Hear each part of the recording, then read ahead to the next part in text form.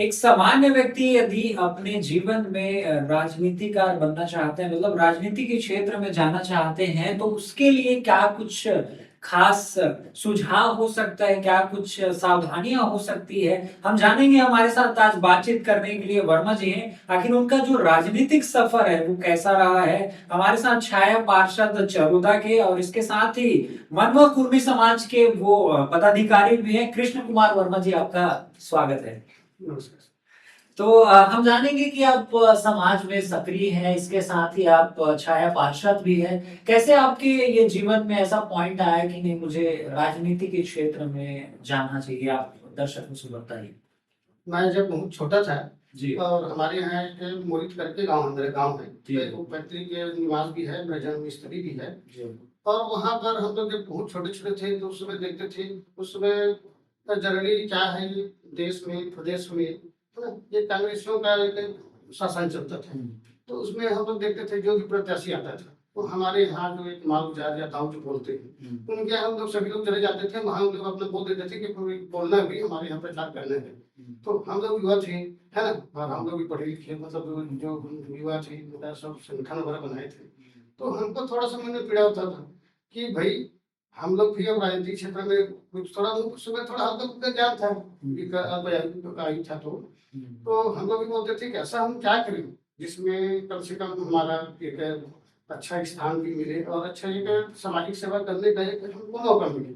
तो उस समय हम लोग देखे कि 1990 में मेरा 18 साल हुआ। उसके पहले मैं निरंतर भारतीय जनता पार्टी के लिए काम करता था। हुँ, तो उस समय 90 में मैं भारतीय जनता पार्टी का प्राथमिक सदस्य बना। हुँ, प्राथमिक सदस्य बनने के बाद में हम लोग थोड़े छोटे थे, तो उसमें थोड़ा कहीं पार्टी का बैठक हो गया, कहीं कोई कार्यक्रम हो गया, उसमें हम लोग सम्मिलित होते थे।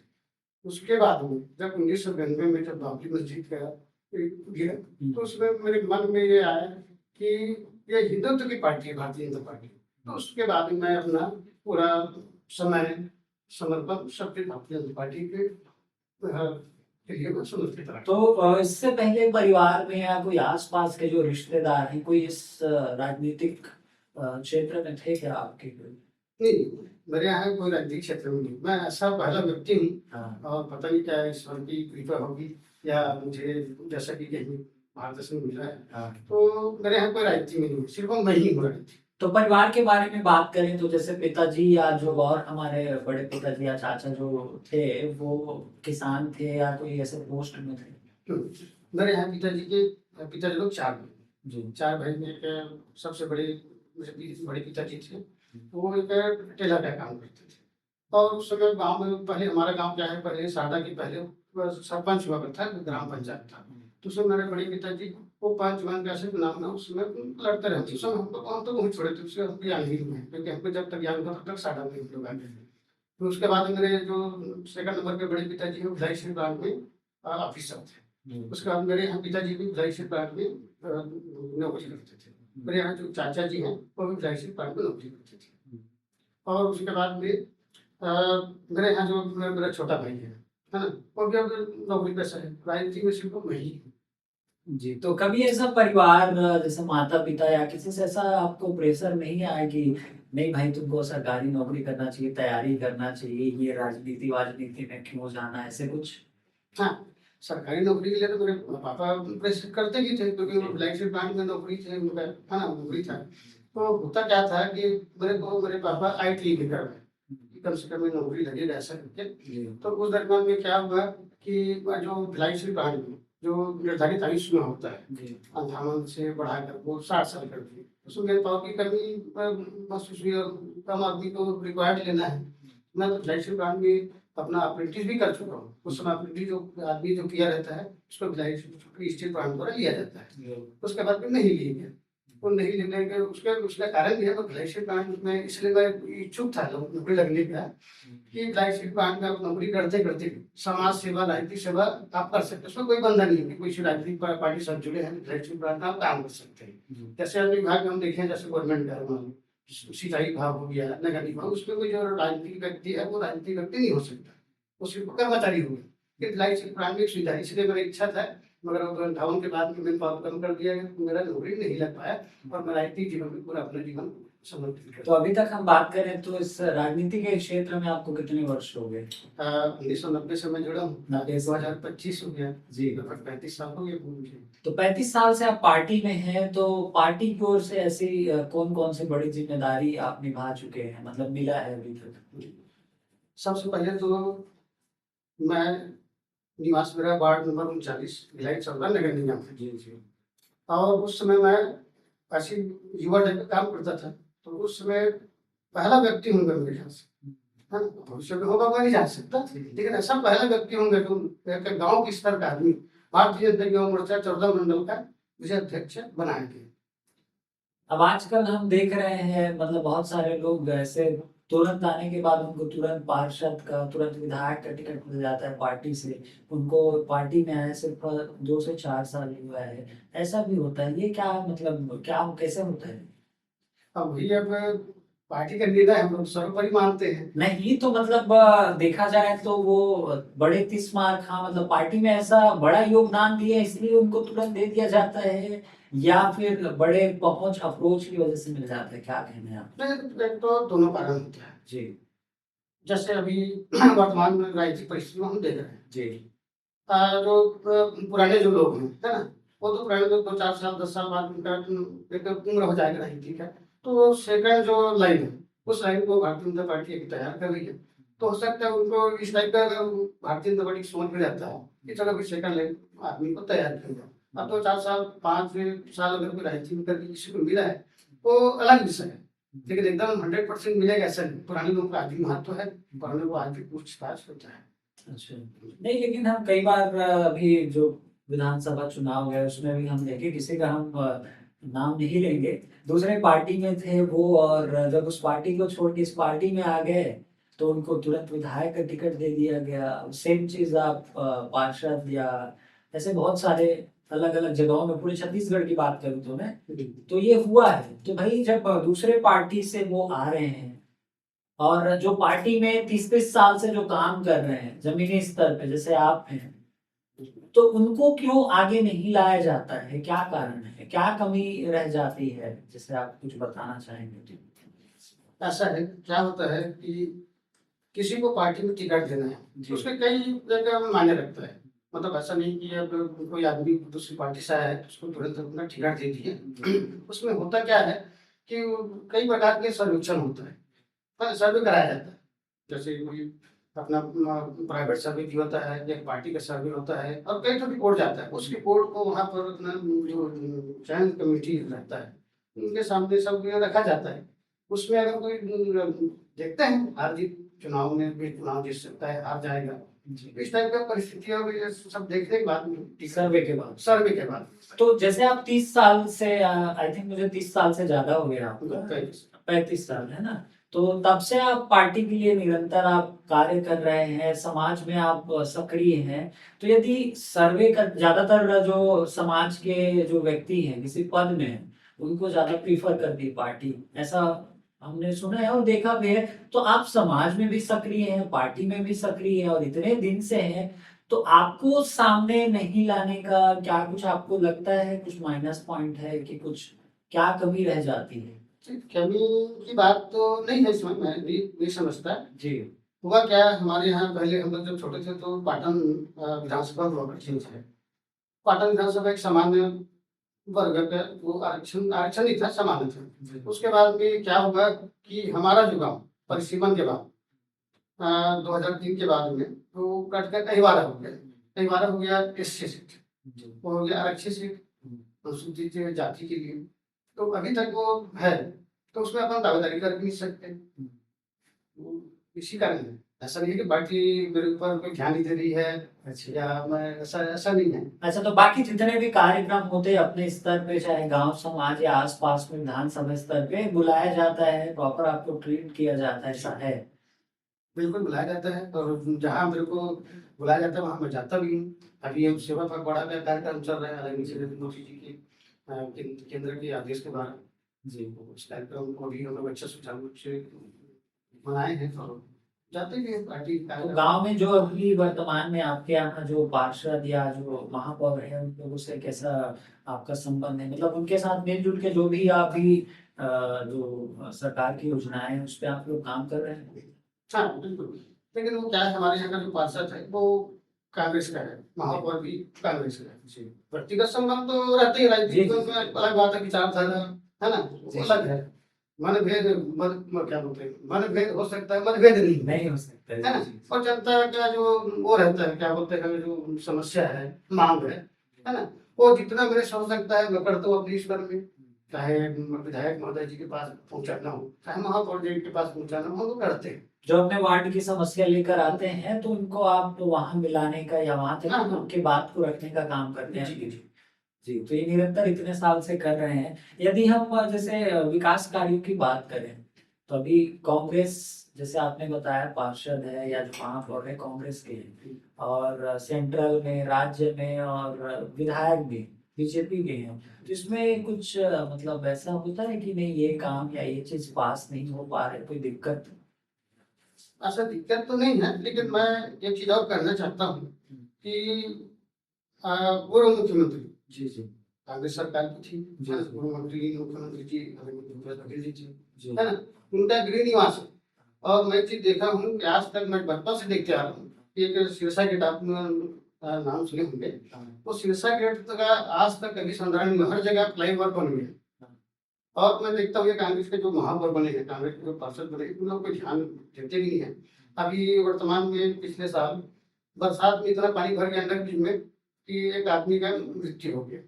अभी कुछ दिनों पहले 1 महीने तक बंद किया गया अंडर ब्रिज को। अंडर ब्रिज में पानी भरा है करके बंद कर दिया गया, उसके बाद में इसका संधारण किया गया। 1 महीने बाद फिर पता चला कि 3 महीने बाद में फिर 30 दिन के लिए किया गया। आज भी आप जाएंगे तो वैसी वैसी है। तो ये जो है सिर्फ चुनाव में बस चुनाव पर पा लेते हैं कांग्रेसी लोग, और कोई काम मेरे को धरातल में दिखता नहीं। दिखता नहीं है। जी। जी, तो मैं एक चीज और पूछना चाहूंगा आपसे। बहुत सारे जो युवा हैं आज के डेट में, ये जो चकाचौंध है, तामझाम है, जो गाड़ियों का काफिला कहें या जो शो शाइनिंग है, वो देखकर आना चाहते हैं राजनीति के क्षेत्र में। तो उनसे आप क्या कहना चाहेंगे? क्योंकि ये देखिए, यदि हम राजनीति में आते हैं और वही युवा आना चाहते हैं आज जो 18 से ऊपर है, मतलब 20-25 साल के, क्या कुछ कहेंगे? मैं युवाओं से यह कहना चाहता हूँ कि देखिए, हर आदमी का अलग अलग विचार, अलग अलग सोच हो सकता है। जी तो मैं सभी युवाओं से यह कहना चाहता हूँ कि ठीक है, आपको राजनीति अच्छा नहीं लगता, ठीक है, आप राजनीति मत करिए, लेकिन मेरा एक हर नागरिक से, हर युवाओं से मेरा एक अपील रहता है कि राजनीति मत करिए, लेकिन राजनीतिक ज्ञान आपको होना चाहिए। होना चाहिए। लेकिन राजनीति में आ रहे हैं, ठीक है, अब मान लो 25 साल 26 साल के युवा हो गया, उनके बाद उनके घर वाले शादी भी कर देते हैं, और उसके बाद क्या है फिर, जब तक पैसा, यदि आय का स्रोत नहीं है, आय का साधन नहीं है, तो वो परिवार कैसे चलाएंगे? तो मुख्य जो काम है पूरी तरह से, कई युवा हैं कि वो समर्पित हो जाते हैं पार्टी के प्रति, मतलब दूसरा कोई काम ही नहीं करते। तो उनका क्या जीवन उज्जवल हो सकता है यदि पूरी तरह से समर्पित कर दें? तो युवा जानना चाह रहे हैं। राजनीति में मैं देखा हूँ, जी अवसर तो जरूरी है, क्योंकि आपको कहीं जाना है, हाँ कहीं कुछ और कार्यक्रम में जाना है, तो अवसर तो जरूरी है। ये मेरा व्यक्तिगत विचार है। जैसे मैं ही हूँ, मेरे यहाँ पिताजी थे एलआईसी दुकान में, तो उनका जो मिलता था सैलरी हो गया, तो उस सैलरी से मेरे पिताजी और मेरा छोटा भाई एलआईसी दुकान में, बहुत ही शिक्षिका है, तो ऐसा कुछ आर्थिक मदद मेरे को मिल जाता था। लेकिन कुछ दिनों बाद मेरे को ऐसा लगा कि मेरा बच्चा बड़ा हो रहा है, पढ़ाई लिखाई है, तो मेरे को कहीं एक प्राइवेट जॉब को करना पड़ेगा। जी जी वो जीवन का जो क्या बोलते हैं यथार्थ है, वो हाँ हाँ उसको आपको करना ही पड़ेगा। तो इसलिए मैं प्राइवेट प्लान जो है मेरे स्पेशल का हाँ वो क्या बोलते हैं पावर प्लांट है, जी। काम है, काम करने की जाता हूँ मैं सभी। और जितना समय मिलता है मैं पार्टी के लिए देता हूँ, परिवार के लिए देता हूँ, समाज के लिए देता हूँ। तो सबको मतलब लेकर चलना है और सब में सामंजस्य बिठा कर चलना है, तभी आप पार्टी में और परिवार में, चाहे सब जगह पे आप बने रह पाएंगे, या फिर एक जगह पे समर्पित हो जाएंगे तो फिर आप बिखर जाएंगे। बिल्कुल। जी, तो और दूसरी बात मेरा ये कहना है कि समाज सेवा, हाँ जैसे मेरे यहाँ भी घर में बोलते हैं आपका तो बस वही इधर उधर नशा है ना, ये काम वो काम, सामाजिक काम। तो मेरा ये युवाओं से भी है, एक निवेदन भी है कि आप राजनीति कर रहे हैं या समाज सेवा कर रहे हैं, तो आपको घर की तरफ पीट करके समाज की तरफ मुंह करके जाना है, तभी आप समाज से बच सकते हैं। और घर वाले फिर आपसे मुंह मोड़ लिए तो नहीं, उन्हें पड़ेंगे, क्योंकि भाई उनका क्या बोलते हैं, जो जरूरत की सामग्री जी जी है ना, राशन है, जो भी मतलब एक दैनिक जीवन में जो जी, उपयोग जी। होने वाली वस्तु है, वही वस्तु को मैं लाके रखूंगा, फिर कैसे मुंह मोड़ेंगे, जी जी मेरे ऊपर तो आश्रित है ना भाई। जी ठीक है। तो अपने पार्टी के जैसे बीजेपी में आप इतने सालों से हैं, तो क्या कुछ जैसे नियमों में कहें चाहे कार्यकर्ताओं के ऊपर जो एक कुछ टर्म कंडीशन होता है कार्यकर्ताओं के लिए या फिर किसी पद में आने के बाद, तो क्या कितना कुछ बदलाव आ गया है, कुछ बताना चाहेंगे तो? हाँ, हमारे जमाने में क्या होता था कि हम लोग एक तो पहले पर्ची काटते थे, 2 रुपये का प्राथमिक सदस्य, जी 25 आदमी का प्राथमिक सदस्य बनाए, है हाँ ना, तो आप सभी सदस्य बन जाए, जी तो सभी सदस्य ही भविष्य में पदाधिकारियों का, है ना, चाहे और कोई भी चीज में जैसे आप दावेदारी कर रहे हैं आपको बनना है, वो होता था। और आधुनिक जीवन में मैं देख रहा हूँ, अब पहले हमारे यहाँ जैसे कोई मंडल अध्यक्ष होंगे तो निरंतर हम लोग ना मोटरसाइकिल से दौरा करते, मोबाइल का जमाना नहीं था, सूचना कैसे देंगे, तो उस समय ना सभी लोग, जैसे मैं मोर्चे का अध्यक्ष था, मंडल अध्यक्ष था, उस समय तो कुम्हारी, आपका कुम्हारी नगर पालिका है, वो भी हमारे मंडल में आता था, तो उस समय मेरे पास एक तो बजाज का स्कूटर था, उस स्कूटर से मैं लगातार दौरा करता था, कोई सूचना देना रहता था और मैं देता था, और समय भी निकालना पड़ता था और भी लगता था, समय भी लगता था। और आज के युवा को आप मोबाइल में भी आप भेज देंगे, है ना, कि हाँ ना ये कार्यक्रम में, तब भी कई बार लोग देख नहीं पाते। तो ये चीज है कि क्या है, समय के हिसाब से परिवर्तन भी जरूरी है। मैं ये नहीं बोल रहा हूँ कि अब मैं पुराने जमाने की बात करूँ, पुराना जमाना अच्छा है। हाँ। ऐसा। तो उस समय अटल जी के नेतृत्व में ये पार्टी का जो भी कार्य है और उनके दिशा निर्देश पे चलता था पार्टी, और अभी अब तो नए आ गए हैं जैसे अमित शाह जी हैं, मोदी जी हैं, तो मुझे ऐसा लगता है कि और बहुत कुछ चेंज हुआ होगा। जो आप पॉइंट यदि बताना चाहेंगे तो, जैसे कि विकास कार्यों में तो गति मिली है क्योंकि अब इतने बार प्रधानमंत्री बने हैं और इतने बार मतलब जैसे डबल इंजन ट्रिपल इंजन की सरकार जैसे बोलते हैं हम लोग छत्तीसगढ़ में, खासकर रायपुर में, तो उस हिसाब से यदि कुछ बताना चाहेंगे तो? देखिए, 15 साल आदरणीय डॉक्टर रमन सिंह की सरकार थी, जी है ना? और हम देखते थे पहले जमाने में क्या बोलते हैं, पलायन जो होता था, उसका दानी डॉक्टर साहब रघुवीर सिंह जी ने चावल देकर, है ना, और बच्चों को जैसे छोटी छोटी बच्चे नए 9 क्लास में हैं, अपने स्कूल दूर नहीं जा पाते, उनके लिए साइकिल की व्यवस्था, एक मजदूर है उनके लिए भी साइकिल की व्यवस्था, ये सब के अच्छे अच्छे जो कार्य योजना है हाँ योजनाएं थी। 15 साल में आप देखेंगे रोड का भी आप देखेंगे, तो जमाने में हम लोग रोड को जैसे अपने गाँव का बता रहा हूँ, हाँ, गड्ढा गड्ढा वो पत्थर वाला बिल्कुल रोड होता था, हाँ है ना, कोई सामान को ले जाना है, हम कोई ऑटो करने जाते थे, ऑटो वाला हाथ जोड़ लेता था, मना ये कर- वाहन मना करता था। जी जी जी और आज विकास जो दिख रहा है जी जी वो भारतीय जनता पार्टी डॉक्टर रमन सिंह की देन है। बिल्कुल उसके बाद आप 5 साल में हम लोग देखें फिर कोई विकास कार्य नहीं हुआ।